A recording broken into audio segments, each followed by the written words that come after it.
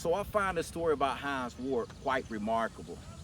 I did play on the same practice field that he played on in middle school and high school, went to the same school, but it wasn't until recently, as I reflected and examined his life, that I said, wow, man, his story is actually powerful. And I became so impressed with his story and started to learn that, you know what, it's right what Les Brown said. Success leaves clues. Because when you look at the grit, tenacity, and determination of his mother, who came from Korea with her husband. When she got here, her husband had left her with Hines Ward to raise on her own, her not really speaking English, working 7 days a week. And then his father came and took him away again. And when he took him away, she was left by herself without her husband and her son. But she fought to get him back, brought him back here.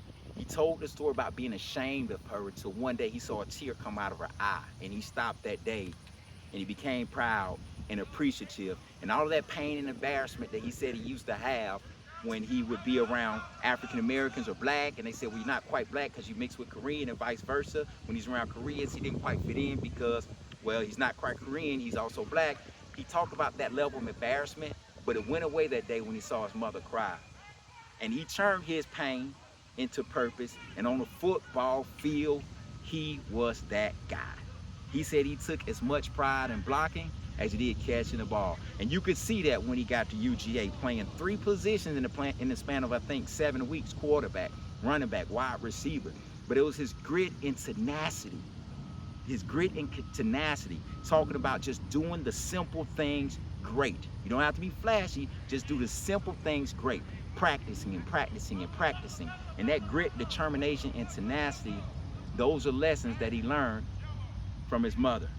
He had his why.